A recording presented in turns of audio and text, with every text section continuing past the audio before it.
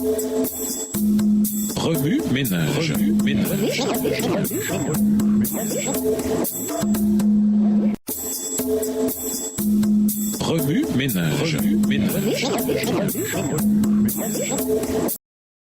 Bienvenue dans votre émission. Remue ménage. Nous voilà à la leçon 9, Jésus le sacrifice parfait. Lisons Hébreux 9 et 10. Hébreux chapitre 9. La première alliance avait aussi des ordonnances relatives au culte et le sanctuaire terrestre. Un tabernacle fut en effet construit. Dans la partie antérieure appelée le lieu saint, était le chandelier, la table et les pains de proposition. Derrière le second voile se trouvait la partie du tabernacle appelée le Saint des Saints, renfermant l'autel d'or pour les parfums et l'arche de l'alliance entièrement recouverte d'or. Il y avait dans l'arche un vase d'or contenant la manne, la verge d'Aaron qui avait fleuri et les tables de l'alliance. Au-dessus de l'arche étaient les chérubins de la gloire couvrant de leur ombre le propitiatoire. Ce n'est pas le moment de parler en détail là-dessus. Verset 6. Or, ces choses étant ainsi disposées, les sacrificateurs qui font le service entrent en tout temps dans la première partie du tabernacle, et dans la seconde, le souverain sacrificateur seul entre une fois par an, non sans y porter du sang qu'il offre pour lui-même et pour les péchés du peuple. Le Saint-Esprit montrait par là que le chemin du lieu très saint n'était pas encore ouvert tant que le premier tabernacle subsistait. C'est une figure pour le temps actuel où l'on présente des offrandes et des sacrifices qui ne peuvent rendre parfait sous le rapport de la conscience celui qui rend ce culte, et qui, avec les aliments, les boissons et les diverses ablutions, étaient des ordonnances charnelles imposées seulement jusqu'à une époque de réformation.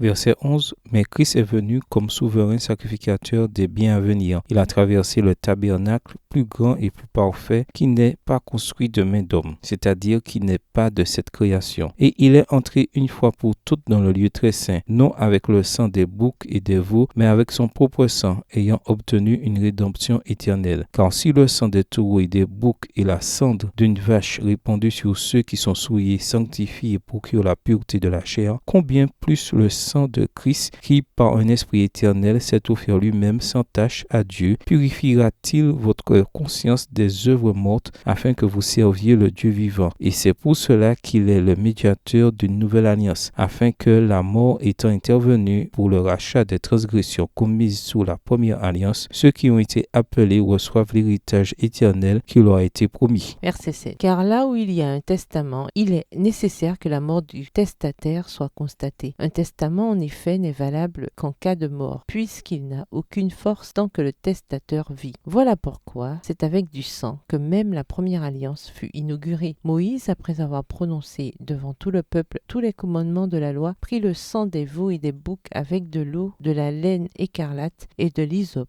Et il fit l'aspersion sur le livre lui-même et sur tout le peuple en disant : Ceci est le sang de l'alliance que Dieu a ordonné pour vous. Verset 21. Il fit pareillement l'aspersion avec le sang sur le tabernacle et sur tous les ustensiles du culte. Et presque tout, d'après la loi, est purifié avec du sang, et sans effusion de sang, il n'y a pas de pardon. Il était donc nécessaire, puisque les images des choses qui sont dans les cieux devaient être purifiées de cette manière, que les choses célestes elles-mêmes le fussent par des sacrifices plus excellents que ceux-là. Car Christ n'est pas entré dans un sanctuaire fait de main d'homme en imitation du véritable, car il est entré dans le ciel même, afin de comparaître maintenant pour nous devant la face de Dieu. Et ce n'est pas pour s'offrir lui-même plusieurs fois qu'il y est entré, comme le souverain sacrificateur entre chaque année dans le sanctuaire avec du sang étranger. Verset 26. Autrement, il aurait fallu qu'il eût souffert plusieurs fois depuis la création du monde, tandis que maintenant, à la fin des siècles, il apparut une seule fois pour abolir le péché par son sacrifice. Et comme il est réservé aux hommes de mourir une seule fois, après quoi vient le jugement, de même Christ, qui s'est offert une seule fois pour porter les péchés de plusieurs, apparaîtra sans péché une seconde fois à ceux qui l'attendent pour leur salut. Hébreux 10. En effet, la loi qui possède une nombre des biens à venir et non l'exacte représentation des choses ne peut jamais, par les mêmes sacrifices qu'on offre perpétuellement chaque année, amener les assistants à la perfection. Autrement, n'aurait-on pas cessé de les offrir, parce que ceux qui rendent ce ce culte, étant une fois purifiés, n'auraient plus eu aucune conscience de leurs péchés. Mais le souvenir des péchés est renouvelé chaque année par ces sacrifices, car il est impossible que le sang des taureaux et des boucs ôte les péchés. C'est pourquoi Christ, entrant dans le monde, dit « Tu n'as voulu ni sacrifice ni offrande, mais tu m'as formé un corps. » Verset 6. Tu n'as agréé ni holocauste, ni sacrifice pour le péché. Alors j'ai dit, voici, je viens. Dans le rouleau du livre, il est question de moi, pour faire au Dieu ta volonté. Après avoir dit d'abord, tu n'as voulu et tu n'as agréé ni sacrifice, ni offrande, ni holocauste, ni sacrifice pour le péché, ce qu'on offre selon la loi, il dit ensuite, voici, je viens pour faire ta volonté. Il abolit ainsi la première chose pour établir la seconde. C'est en vertu de cette volonté que nous sommes sanctifiés par l'offrande du corps de Jésus-Christ une fois pour toutes. Verset 11. Et tandis que tout sacrificateur fait chaque jour le service et offre souvent les mêmes sacrifices qui ne peuvent jamais ôter les péchés, lui, après avoir offert un seul sacrifice pour les péchés, s'est assis pour toujours à la droite de Dieu, attendant désormais que ses ennemis soient devenus son marchepied. Car par une seule offrande, il a amené à la perfection pour toujours ceux qui sont sanctifiés. C'est ce que le Saint-Esprit nous atteste aussi, car après avoir dit, Verset 16. Voici l'alliance que je ferai avec eux après ces jours-là, dit le Seigneur. Je mettrai mes lois dans leur cœur et je les écrirai dans leur esprit. Il ajoute, et je ne me souviendrai plus de leurs péchés ni de leurs iniquités. Or là où il y a pardon des péchés, il n'y a plus d'offrande pour le péché. Ainsi donc, frères, puisque nous avons, au moyen du sang de Jésus, une libre entrée dans le sanctuaire par la route nouvelle et vivante qu'il a inaugurée pour nous au travers du voile, c'est-à-dire de sa chair. verset 21, et puisque nous avons un souverain sacrificateur établi sur la maison de Dieu, approchons-nous avec un cœur sincère dans la plénitude de la foi, les cœurs purifiés d'une mauvaise conscience et le corps lavé d'une eau pure. Retenons fermement la profession de notre espérance, car celui qui a fait la promesse est fidèle. Veillons les uns sur les autres pour nous exciter à la charité et aux bonnes œuvres. N'abandonnons pas notre assemblée comme c'est la coutume de quelques-uns, mais exhortons-nous réciproquement, et cela d'autant plus que vous voyez s'approcher le jour. Verset 26. Car si nous péchons volontairement après avoir reçu la connaissance de la vérité, il ne reste plus de sacrifice pour les péchés, mais une attente terrible du jugement et l'ardeur d'un feu qui dévorera les rebelles. Celui qui a violé la loi de Moïse meurt sans miséricorde sur la déposition de 2 ou de 3 témoins. De quel pire châtiment pensez-vous que sera jugé digne celui qui aura foulé aux pieds le Fils de Dieu, qui aura tenu pour profane le sang de l'alliance par lequel il a été sanctifié et qui aura outragé l'esprit de la grâce? Car nous connaissons celui qui a dit « À moi la vengeance, à moi la rétribution » et encore « Le Seigneur jugera son peuple ». Verset 31, c'est une chose terrible que de tomber entre les mains du Dieu vivant. Souvenez-vous de ces premiers jours où, après avoir été éclairés, vous avez soutenu un grand combat au milieu des souffrances. D'une part, exposé comme en spectacle aux opprobres et aux tribulations, et de l'autre, vous associant à ceux dont la position était la même. En effet, vous avez eu de la compassion pour les prisonniers et vous avez accepté avec joie l'enlèvement de vos biens, sachant que vous avez des biens meilleurs et qui durent toujours.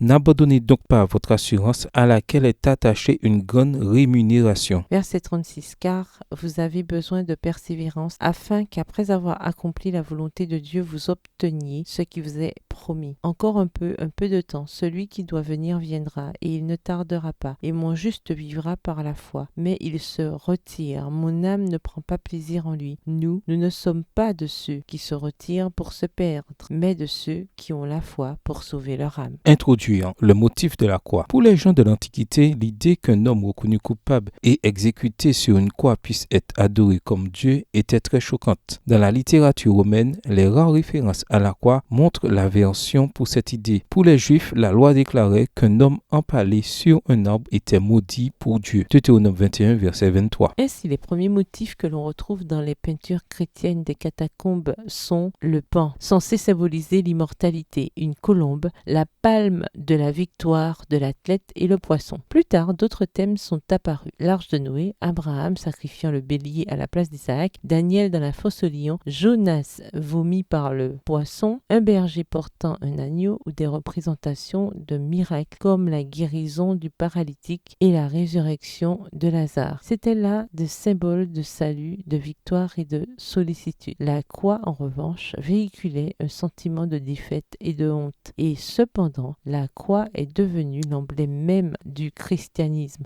En fait, Paul a simplement appelé l'évangile la prédication de la croix. 1 Corinthiens 1, le verset 18 dans la version Louis II. Cette semaine, nous allons examiner la croix telle qu'elle apparaît dans l'Épître aux Hébreux. Remue-ménage. Écrivez Hébreux 9 et 10 à partir de la version biblique de votre choix. Si vous êtes pressé, écrivez Hébreux 9, les versets 23 à 28 et Hébreux 10, verset 14. Vous pouvez également réécrire le passage avec vos propres mots, tracer les grandes lignes du chapitre ou en faire une carte heuristique. Au revoir. Et à demain si Dieu veut. Remue ménage. Remue ménage.